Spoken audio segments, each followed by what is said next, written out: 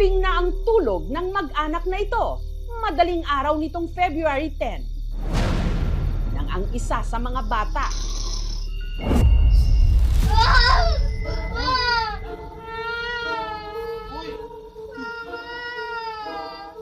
bigla na lang nagising at nagsisisigaw.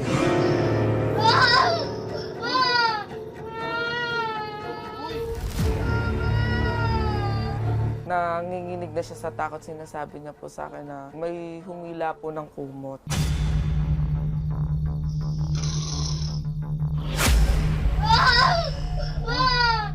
Napansin niyo rin ba? Panoorin natin ulit ang video.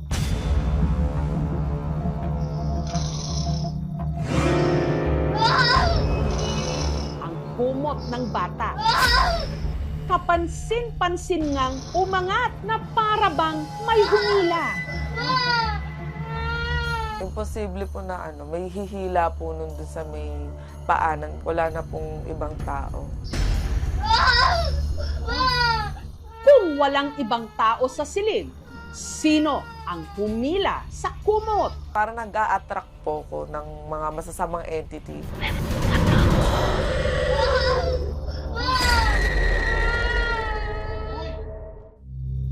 Ang video, kuha sa kwartong ito sa inuupahang apartment ni na Freja sa Maynila. Ang kasama niyang natutulog noon, ang kanyang kinakasama at ang dalawa nilang mga anak.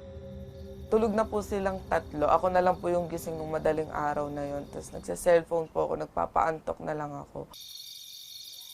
Inayos ko na po yung kumot pa, tagilid. Bali, bumaluktot na po ako. Yung anak ko pong na nasa likod ko, inayos niya rin po yung kumot niya. Pero laking gulat daw ni Freja nang ang anak niyang itago natin sa pangalang Kurt, bigla na lang naalimpungatan. Nagsisigaw na po siya.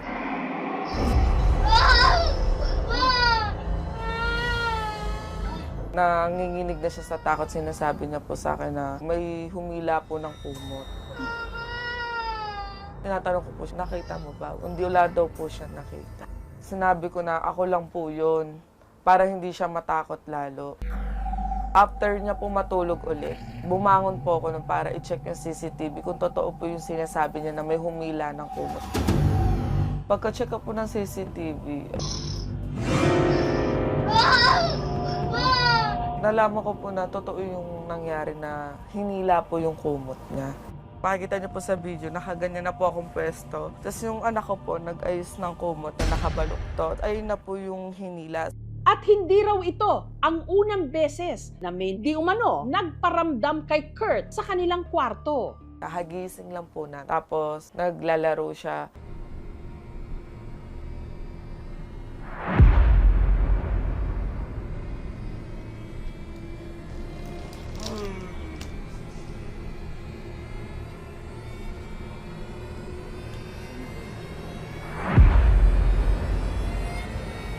Nagulat ako, nakatulala na lang po siya. Nakatingin po siya dyan sa may pintuan. Tapos yumakap na mahigpit sa akin na takot na takot. Sabi ko, bakit? Mumu. Tumatangula siya habang umiiyak.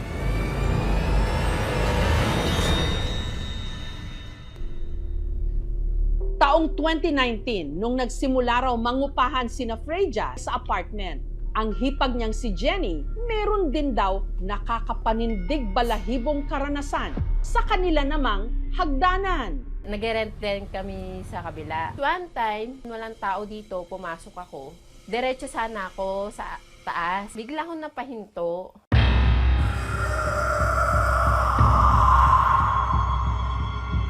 Nagulat ako kasi pagbungad sa akin ng hagdan, may batang nakatingin. Yung damit niya pang burol. Dito yun! Nakita ko! Kitang-kita ko siya! Walang multo dito! Meron eh! Wala kang multo dito! Tara na! Balik namin dito, nawala na siya. Yung sa kapatid ko po, nung pababa po siya, nang dahan-dahan habang nakahawak. Bigla na lang po siya nalaglag. Hanggang dito po. Parang may tumulak daw po sa kanya. Ang bilas ni Freja na si Ayip, hindi rin daw nakaligtas sa pagpaparamdam. Teka nga. Wait lang, iihi lang ako. Teka lang. Pagka-ihi ko, lumabas ako, dinouble check ko kasi walang tao rito. Ginanong-ganong ko sa likod na hindi po nakalak. May pumasok po, sabi ba't daw nakalak yung pinto? Sino daw naglock? Sabi ko ako po huling pumasok dyan. Hindi ko po nilak yan. Tapos tinignan nila kung may tao sa taas. Wala po.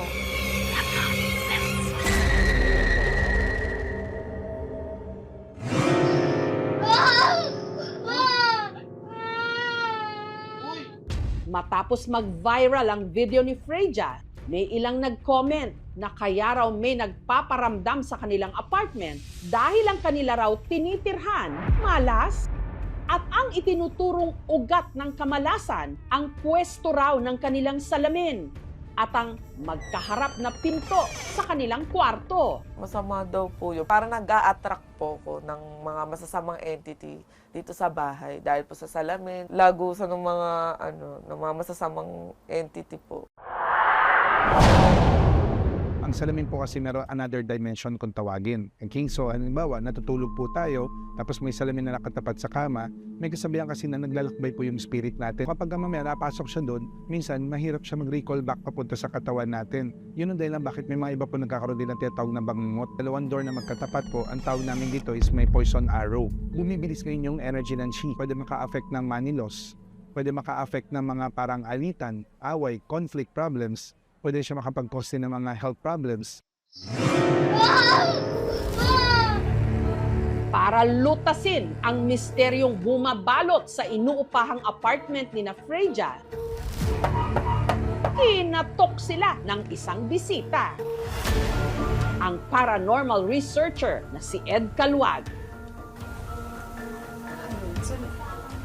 So dito kasi sa baba, wala. Oh. Pero yung turo niya, dito sa direction na to. Ano o sino nga ba ang gumagambala sa apartment? Ito yung area. May nakakita na ba dito ng image ng yung parang figure ng... Walang magtatalukbong ng kumot ha, at siguraduhin may mahihila kayong katabi. Balik mo tayo. See? Dahil ang mga makapanindig balahibong revelasyon, Magawa ka ng movement kahit ano. Maggalaw ka ng gamit, maghagis ka ng bagay.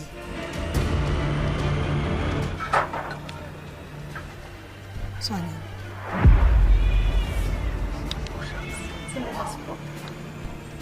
May nag-ano ba?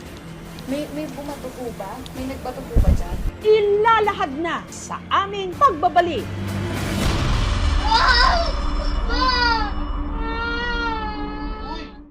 Ang pamilyang nangungupahan sa apartment na ito sa Maynila, hindi raw nakakatulog ng mahimbing dahil sa mga kakatwa nilang karanasan. Ang pinakahuli, nakuhanan pa ng CCTV.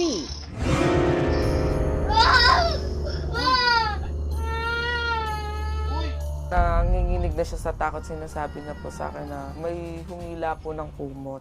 Kaya para maliwanagan sina Freja sa kung anuman ang gumagambala sa kanila,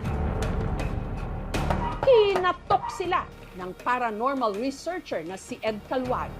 Dala-dala ang dowsing rods na may kakayahan di manong makadetect ng paranormal energy. Meron siyang napipick up. Si Ed naglibot sa apartment hanggang sa ang dowsing rods biglang tumuro sa hagdan. Pero yung turo niya, dito sa direction na to. Dito sa taas yung palo niya. Hawakan mo lang para makita mo na mahirap siya kontrolin. Diba? Therefore, merong na-detect or napipick up dito. Samahan niyo ako kung saan yung mismo eksaktong nakuhanan ng CCTV.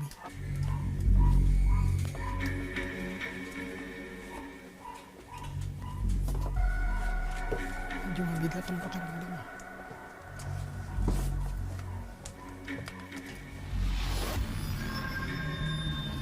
Pinuntahan ni Ed ang loob ng kwarto ni na Freja. Ito dito eh. Ito yung area. nakakita na ba dito ng image ng figure ng matanda? Matanda po. Oo, na babae. May naaninag ako kanina pero parang shadow lang. Shadow siya na parang figure ng babae. Si Ed tila may naramdaman din daw sa kabilang unit kung saan nakatira ang hipag ni na Freja na si Jenny. Posible kasing nataboy dito eh. Kasi mas malakas yung dito.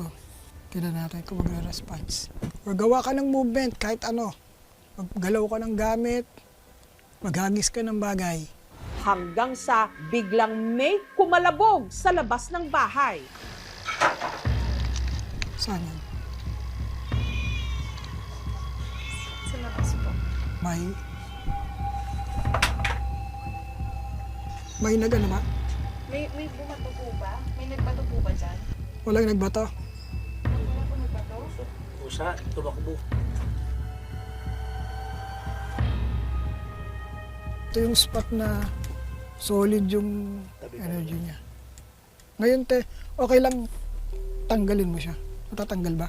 Yung salamin. Sige te, alisin mo. Pag wala yung salamin, hindi. Balik mo te.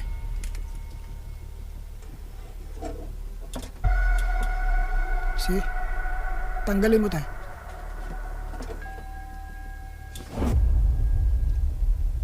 Balik mo yung salamin, balik mo. Nagiging dagusan siya te. Pwedeng ilagay yan sa lugar na yung palaging may tao. Huwag yung naiiwanan. At saka huwag talaga sa tapat ng higaan. Pwedeng ghost nga yun. Kaya lang, after the incident naman, pinabless mo. So, na-ward off, natanggal yung mga energies niya na nakadikit dito. No, pero as of now, yung inabutan ko, kumbaga sa damit, kaunting mancha lang. Kasi as of now, wala na dito. Poltergeist yan! Poltergeist po yan. Ipag-pray niyo po ang bahay niyo. Pag sinabi natin poltergeist, ang tunay na kahulugan nun ay noisy ghost. Maingay. Nagaganto ng mga gamit, like for example, yan. Yan. Mga ganon. Pag hindi niya nagagawa yon, hindi siya pwedeng considered na poltergeist. So, posible na ang pag-angat ng kumot ay dahil sa stretching, kung meron mang naganap na stretching na hindi sinasadya. Pangalawa naman, maaaring may kinalaman dito yung electricity na tinatawag, no? Particularly yung concept ng static electricity. Kung mapapansin natin yung mismong kumot, yung klase ng fabric na meron yung kumot, posible na rub yun. Nagkaroon ng friction, ng rubbing, maaaring nagkaroon ng attraction yung kumot doon sa mga object na positively charged sa paligid nito. Kaya ito umangat pataas. Wala na po kaming planong umalis po dito sa bahay na to kasi dito na rin po lumaki yung mga anak ko. Naging panatag po ko na nawala po yung mga nandito sa bahay. Sa katahimikan ng madaling araw, may mga bagay na hindi mo maririnig, pero mararamdaman. At minsan, sapat na ang isang hila para hindi ka na makatulog muli.